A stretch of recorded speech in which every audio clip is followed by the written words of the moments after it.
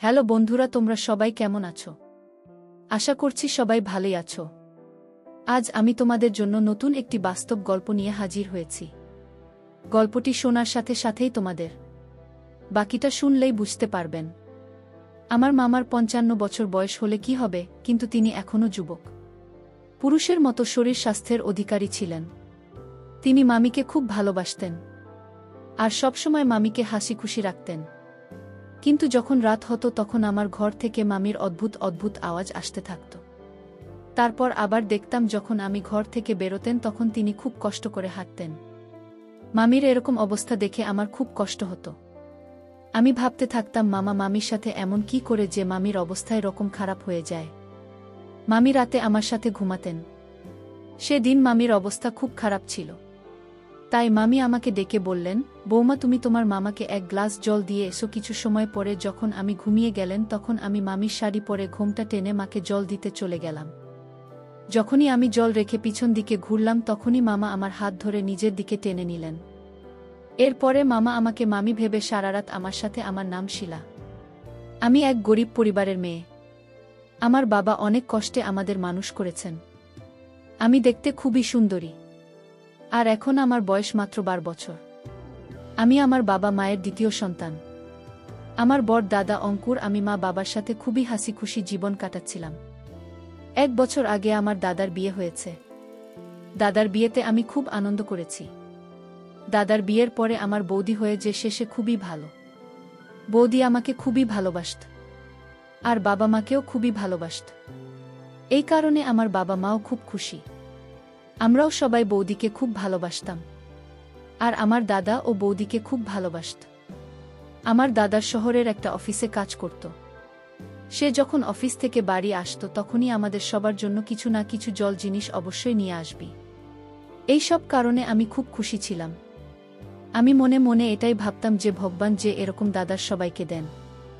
আমার বাবা মা ও দাদাকে নিয়ে খুব গর্বিত ছিলেন, কেননা দাদা বাবা মায়ের খুব খেয়াল রাখে। যখন আমি উচ্চ মাধ্যমিক পাশ করলাম তখন আমার বাবা মা আমাকে বিয়ে দেওয়ার জন্য ছেলে খুঁজতে শুরু করলেন। কিছুদিন এদিক সেদিক ছেলের খোঁজ নেওয়ার পরে একটা ভালো ছেলের খবর আমার বাবা জানতে পারেন। বাবা যখন সেই ছেলের সম্বন্ধে খোঁজখবর নিলেন তখন তিনি জানতে পারেন যে ছেলে খুবই ভালো, ছেলের নাম রাশেদ। কিন্তু ওর বাবা মা জীবিত নেই। ওর মামা মামি ওকে নিজের ছেলের মতো করে মানুষ করেছেন। চাইলে খুবই ভদ্র আর ওর কোনো বদভ্যাস নেই। আমি যখন আমার বিয়ের কথা শুনলাম তখন আমার মনে বিভিন্ন রকমের স্বপ্ন আসতে লাগল। বিয়ের পরে কি হবে, আমি সেই সব স্বপ্ন দেখতে লাগলাম। আমার বয়স ১২ বছর হলেও আমি স্বপ্ন দেখতে লাগলাম। বাবা ভাবলেন পরিবার যখন ভালো তখন দেরি করা উচিত না। এই কারণে বাবা তাড়াতাড়ি করে আমার বিয়ের দিন ঠিক করে দিলেন। ১০ দিন পরেই দেখি আমার বিয়ে ঠিক করে দেওয়া হলো। আমার বাবা আর দাদা বিয়ের জোগাড় যন্ত্র করতে ব্যস্ত হয়ে পড়লেন। এভাবেই দেখতে দেখতে ৭ দিন পার হয়ে গেল। আজকে আমার বিয়ে। বরযাত্রী আসার পরে খুব ধুমধাম করে শান্তিপূর্ণভাবে বিয়ে হয়ে গেল। আর বিয়ে হয়ে আমি আমার শ্বশুরবাড়ি এসে গেলাম। শ্বশুরবাড়িতে আমার স্বামীর মামা এবং মামি আমাকে বরণ করে নিলেন। তারা আজকে খুব খুশি। বিয়ের সমস্ত নিয়ম কানুন পালন করার পরে আমাকে খুব সুন্দর করে সাজানো বাসর ঘরে বসিয়ে দেওয়া হলো। আমি মাথায় ঘোমটা টেনে মাথা নিচু করে বসে নিজের স্বামীর অপেক্ষা করছিলাম। সেই সময় আমার কেমন জানি অদ্ভুত ভয় কাজ করছিল, কেননা বাসর রাতের সম্বন্ধে আমি অনেক কথা শুনেছিলাম।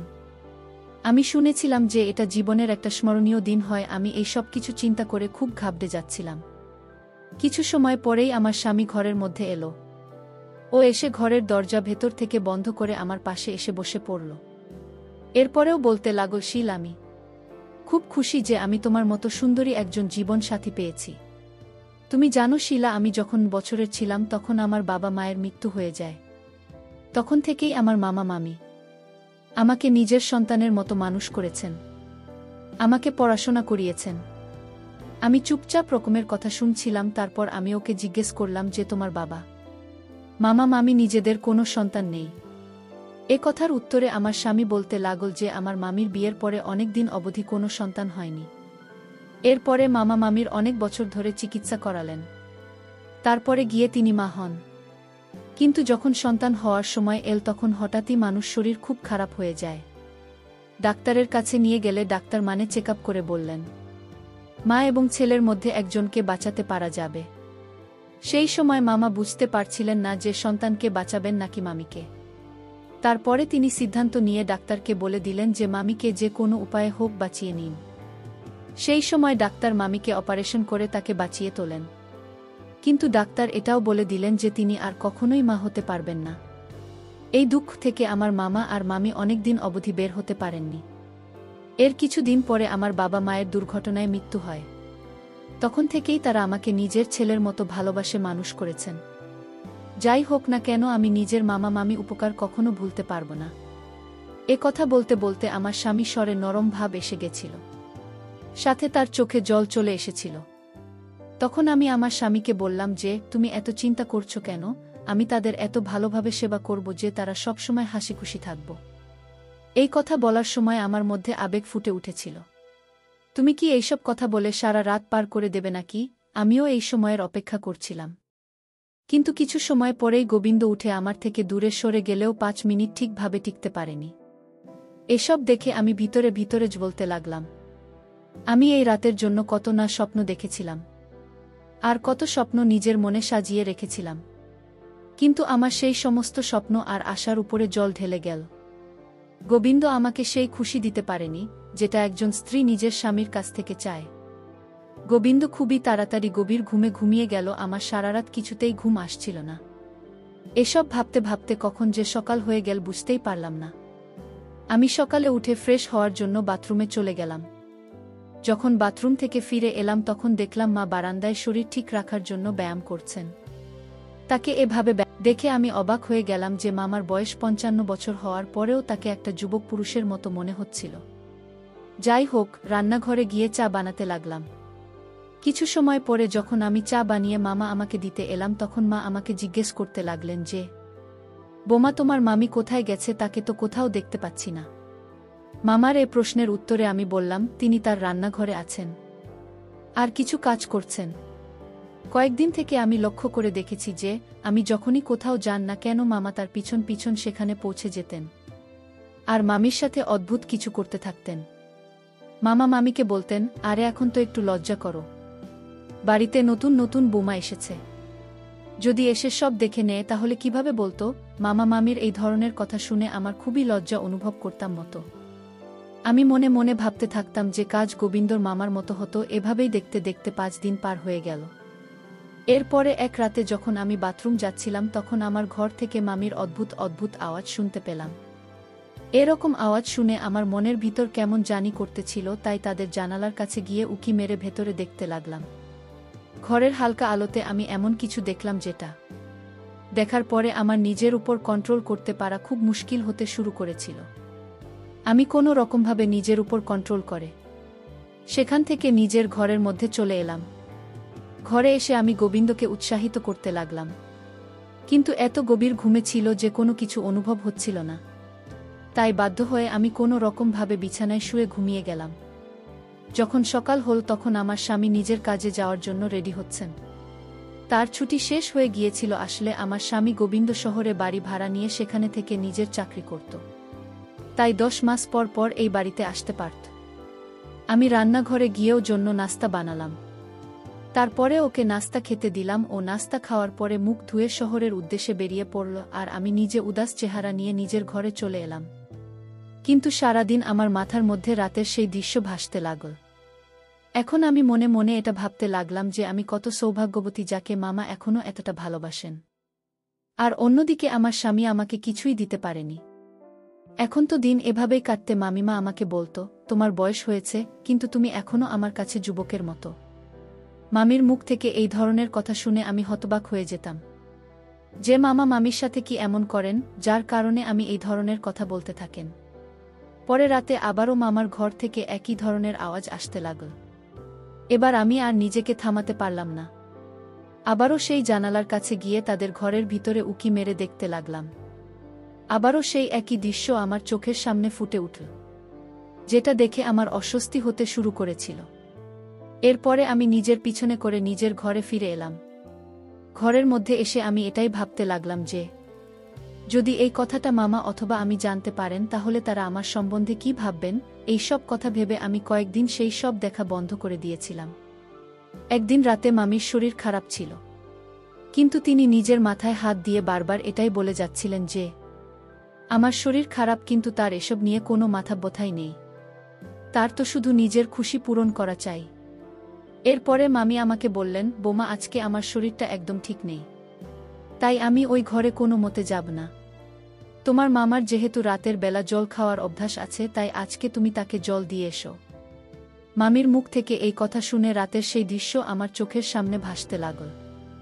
এরপরে মামা আমি অন্য ঘরে গিয়ে ঘুমিয়ে পড়লেন, আর আমি জলের গ্লাস নিয়ে মামার ঘরে দিতে গেলাম।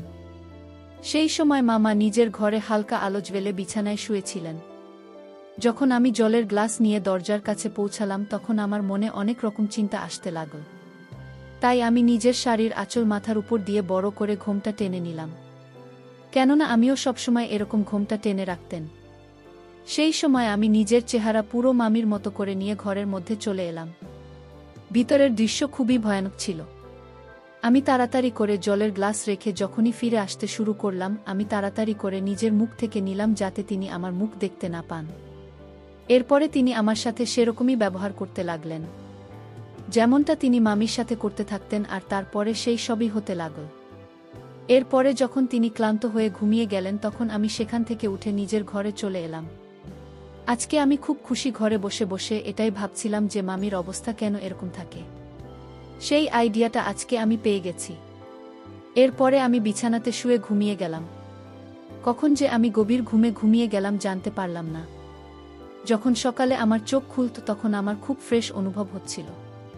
রাতের বেলা যে খুশি আমি পেয়েছিলাম তার তো কোনো ঠিকানাই ছিল না। কিছু সময় পরে বাইরে বেরিয়ে নিজের ঘরে গিয়ে সাজগোজ করলাম। তারপরে মামির কাছে গিয়ে দেখলাম যে তার শরীরে এখনো খুব জ্বর। আমি কাপড় ভিজিয়ে যখন তার কপাল মুছতে লাগলাম তখনই মামা সেখানে এসে গেলেন আর জিজ্ঞেস করতে লাগলেন যে বোমা, এখনো তোমার মামির শরীর কেমন আছে? আমি তার প্রশ্নের উত্তরে বললাম, এখন সব ঠিক আছে, জ্বর কিছুটা কমেছে। কথা বলতে বলতেই সেই সময় আমি অনুভব করলাম যে মামা আমাকে গভীরভাবে দেখে যাচ্ছিলেন। এর আগে তিনি কখনো এরকম গভীরভাবে আমার দিকে তাকিয়ে দেখেননি। এখন আমার মনে হতে লাগলো যে তিনি রাতের ব্যাপারটা জানতে পেরে যাননি তো, যে মামি জায়গায় আমি ছিলাম। এই সব কিছু চিন্তা করে আমি একদমই ঘাবড়ে গিয়েছিলাম। আমার মনে হতে লাগলো যে এই কথাটা যদি মামা জানতে পেরে যান তাহলে না জানি তিনি আমার ব্যাপারে কি ভাবেন। সারাদিন পরে যখন রাত হলো তখন আবারও মামি আমাকে বলতে লাগলেন যে বোমা, আজকেও আমার শরীর পুরো ঠিক হয়নি। যতক্ষণ অবধি না আমার শরীর পুরো ঠিক হচ্ছে ততক্ষণ অবধি আমি তোমার মামার কাছে যাব না। যদি আমি এই অবস্থায় তোমার মামার কাছে যাই তাহলে আমার শরীর আরও বেশি খারাপ হয়ে যাবে। এই কারণে তুমি তোমার মামাকে জল দিয়ে এসো, না হলে তোমার মামা আমাকে খুঁজতে খুঁজতে এখানে অবধি এসে যাবে। আমি এই কথা শুনে তো আমার যেন খুশির ঠিকানা রইল না। আমি আবারও ভাবতে লাগলাম যে আজকে কেন না আবারও আমি জানতাম আজ আমার সাথে কি হবে। আমি আবারও জলের গ্লাস নিয়ে মামার ঘরে চলে গেলাম। আমি যখনই জলের গ্লাস রেখে পিছন দিকে ফিরলাম তখন মামা আবারও আমাকে বলতে লাগলেন যে কি বলব মা, এভাবেই চলে কেন? মামার মুখ থেকে এই কথা শুনে তো আমি একদমই ঘাবড়ে গেলাম। আমি ভাবলাম যে হয়তো এখন আমার সাথে কিছু অসম্ভব হতে যাচ্ছে। কিন্তু মামা বলতে লাগলেন, আমি জানি যে কালকে রাতে তোমার মামির জায়গায় তুমি ছিলে। তখন আমি মাকে বললাম যে যদি আপনি জানতেন যে আমি ছিলাম তাহলে আমাকে কিছু বলেননি কেন? এ কথার উত্তরে মামা বলতে লাগলেন যে বোমা, আমি জানি যে তুমি গোবিন্দের সাথে খুশি নন। যদিও তুমি আমাকে এই কথা বলেনি, কিন্তু তোমার কষ্টকে আমি খুব ভালোভাবে অনুভব করতে পারি। দেখো বৌমা, তুমি এসব নিয়ে একদম চিন্তা করো না। আমি এমন ব্যবস্থা করে নিয়েছি যে কিছু হবে না। আমার মুখ থেকে এরকম কথা শুনে আমি চিন্তামুক্ত হয়ে গেলাম। কিন্তু এই সময় আমি এই সব চিন্তাকে এক সাইডে করে রাখলাম আর মামার সাথে নিজের কষ্ট শেয়ার করতে লাগলাম। সেই রাতেও মামা যখন ঘুমিয়েছিলেন তখন আমি নিজের ঘরের মধ্যে শুয়ে পড়লাম। এখন তো এটা প্রতিদিনই হতে লাগল। আমিও খুব খুশি থাকতে লাগলাম। প্রিয় বন্ধুরা, গল্পটি ভালো লাগলে অবশ্যই কমেন্ট করে জানাবেন। আর নিয়মিত এমন আলাদা স্বাদের গল্প শুনতে ভিডিওটিতে লাইক এবং চ্যানেলটিকে সাবস্ক্রাইব করে সাথেই থাকুন। আর হ্যাঁ, নোটিফিকেশন বেলটি অল করে রাখবেন যাতে পরবর্তী গল্প সবার প্রথমে আপনাদের কাছে পৌঁছে যায়। ধন্যবাদ বন্ধুরা, ধন্যবাদ সবাইকে।